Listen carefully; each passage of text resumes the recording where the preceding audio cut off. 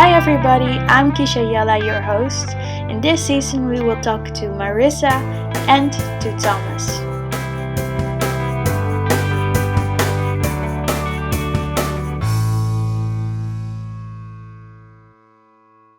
This is how we saw Jesus when we were kids. That's a good one to That's finish with. Yeah.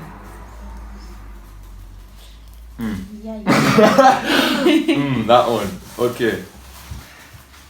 Who wants to start? Does anybody have an idea? Sure. You have an idea? Okay. You go, I'll girl. start Well again. prepared. Yes. I just prepared this last night. I was like, wait. I looked my church up on the map, like, where was it? I want to look at it.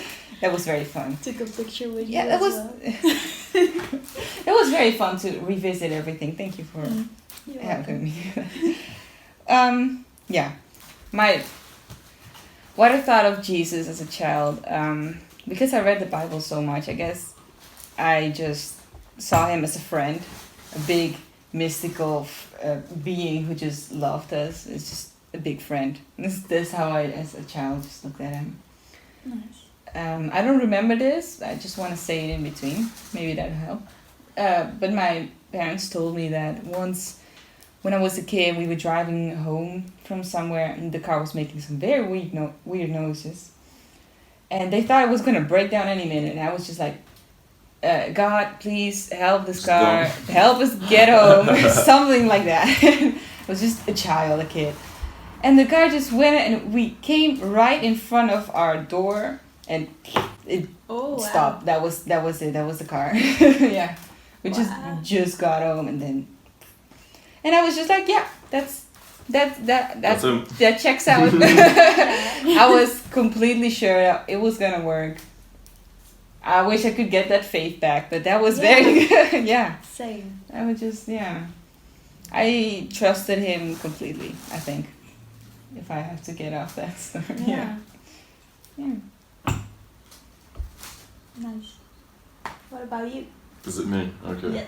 Yeah. Because I didn't read the Bible that much. Yeah. Anyway. It was a very weird relationship. In some ways, it was this thing that you'd think about, but you never saw. And I'm a very visual thinker, so thinking about something that you can't see is very strange. And so it wasn't like this white man with the big beard and like the cloak or whatever. It was just it was not this energy. It wasn't this Jesus guy. It was just something, and I couldn't really see it. So it was really hard for me to interpret it as like a friend, a father, any sort of figure. It was just more this thought that I could create in my mind. And it would go through the postal office to someone. I knew it was that's how someone, you visualized but, it. Okay. So my prayers were like letters, and with the easy childhood I had, it was more desperation when I prayed, and it was more like, okay, this okay, my last hope. Whatever happens, take it. It's good. I did notice sometimes that my prayers would come true, and I did have this strong love, but it was always confusion, and as I'm talking now, it's still a lot of confusion where I still have no idea what I was doing as a kid when I was praying to Jesus, because I had no idea who that guy was. I just knew that when I spoke to him, sometimes I'd feel better, and I knew that my family would speak to him a lot also, so I was like, who's this guy? But yeah, how I saw Jesus, it was more this kind of like taking a message, putting it in a bottle, throwing it at sea, and you didn't know when, but you knew that it would arrive to someone and that person cared about it. But you didn't know when they were going to act, you didn't know what they were going to do, you didn't know if they were going to act, but they would. And so it was always this weird thing, I tried to always like tell my friends, you should also then send these letters to this guy. You should also do this thing. But I didn't know at all what I was doing. Yeah. So yeah, that's the way I saw Jesus when I was a kid. Wow. Both of you. Yeah, for me, I think I was more focused on God when I was a kid. because and I sang about Jesus, but I didn't really know the difference, or maybe I knew the difference. That one was the Son and one was the Father, but how do you say that? It never really clicked. I couldn't place everything. But just as you said, and you said that you would just talk to him and ask him to help you, and you wouldn't understand it, and you wouldn't even think about understanding it, but you would just do it, and then see things happen. And I was so in love. I wanted to do and know more about God so much that I would just sing about him or do things, and people would say like, yeah, it will be tough when you're older, it will be tough when you talk about God because people around you, and I always used to say, no, that will not be it for me. I love Jesus. But then I grew up and I was like, oh my days, what happened to my faith? What happened to life? Same. So it felt so much easier when I'm a child, and I think that is what Jesus means when he says have faith like a child, to just trust him and let it go, and not figure out or try to figure out how things happen or what the exact thing icing on the cake is, or how you want to say it in English, but just trust him and go for it. Because I'm doing a Bible school now, and I had to memorize a Bible verse. It was, I think, defend me, Lord. It was Psalm 26, verse 1. Defend me, Lord. I have lived an innocent life. I trusted the Lord and never doubted. And when I heard and had to memorize that sentence, I trusted the Lord and never doubted, I thought like that is not true for me at this moment. Because there are moments that I doubt God. There are moments that I am like the people from Israel, you know, that I don't do or don't trust fully in God, and I'm not happy about that. I wasn't happy about that, so I now prayed that I would have that faith back as when I was a child, because back then I could just say something and my dad and mom would be like, huh? Why would you say it like that? But I would trust and believe. So that's something, that's something how I saw Jesus, someone you could rely on without even thinking further. Just when you are standing on a cliff and the sea is below, I would just jump right in without thinking twice. Right now, I wouldn't jump right in without thinking twice. I would just stand there and say, "You're crazy." Turn my back like that. Yeah, no. Yeah.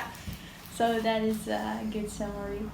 I think that last part, the last question about how we saw Jesus, that is something all of us have in common, that we would just trust him. Yeah. Right? In a way, Yeah. Yeah, we saw him differently, but in the end we did. But we I did think trust in him. that's how we saw most people when we were children. You don't see a lot of evil when you're a kid. Mm. So, and if you do, you don't understand it either. So I don't think you have the notion yet to start doubting. But I had a question for you. How do you see doubting the presence of God now? When, for now in my graduation year, I wasn't fully sure how I was going to start eventually. Okay. I didn't have an idea or something like that, so I asked God, but at the same time I was trying to do my own things. And I was so focused on finding the right internship, finding the right this, finding the right that. And I think you have to find and look for things. If you put it in the hands of God, you should do your own part as well. But I was so focused on my own part and my own plan that I didn't really listen or took the time to ask God or listen to what he had to say. So I think that there's where the doubt was, that I knew he could do something, but I didn't have the patience to wait. Okay. I was like, I don't think you'll be on time. I don't think the bottle will reach you in time. Yeah, I don't think. How do you see doubt now? How do I see God? Doubt in Jesus. Doubt. Like, how do you see doubting Jesus? Because you said you kind of really didn't like it at all. Hmm? You said you didn't like the fact that you doubted. Yeah, God. yeah. How do you see doubt? Yeah, I wanted to say something about that too, because recently I've been hearing a lot of preaching in my church about and I read from the Bible. I'm starting that again because I stopped a long time, and then now I'm trying to read every day again. But I read that great people great figures in the Bible, they also doubted God, or at least they try to change his mind about something. It's not bad to doubt God. It's bad to doubt bad. You shouldn't doubt his power or what he can do, but like you can like compromise maybe. That's what I'm working with now. Like, how does that work? How do I talk with God? That's changing in me right now. Like, how does that go? And I want to build a deeper relationship with God, and that's why I'm just thinking about like how to communicate with Him. Not only as a child, not only trusting Him completely, and that's it. No, I want to talk with Him, and telling about my dreams and asking me like what do you want for me, and yeah, I think doubting God isn't that bad in that way. That makes sense. So there's certain aspects you can doubt, certain aspects you can't. So His presence you can't, His powers you can't. But I mean, I'm not telling you what you can't do. no, but I'm asking for your opinion. Yeah, I think you should know that God is the creator. He can do anything. Okay. Yeah, and if His judgment, you shouldn't doubt that either. I think, but God wants you to talk to Him. I read this. I was just mind blown. I read this from when the people left from Egypt, when they were freed, and Moses went up to the mountain and he was talking to God, and then God said, like, go down to your people. They're praising another god, their own god. And he was very angry, and it was like, I'm gonna smite them. And Moses was like, no. He literally said to God, calm down. He said, I was like, whoa. Yeah. Just calm down. How will it look like to other people if you just free them and then kill them? Like, that's not, no. He said that to God. And God calmed down, and He said, okay, fine. Go down and talk to them. And like, he just talked to God, and that worked. I mean, he was a great person in the Bible.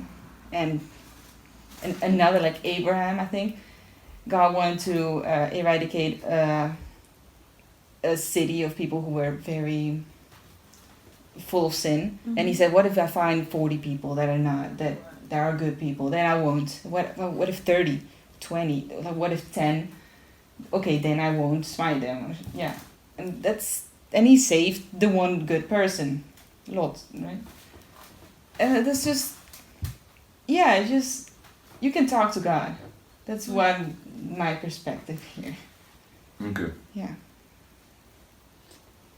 So does that mean that when you doubt, you should open it up to God, and then when you don't open it up to God, that's where it becomes bad, or dangerous. If you doubt and then that makes you turn away from God, then it's doubt that you shouldn't be having. Okay. But if it's doubt and makes you just talk to God and ask Him like why, that just opens up the relationship. That's how a relationship works.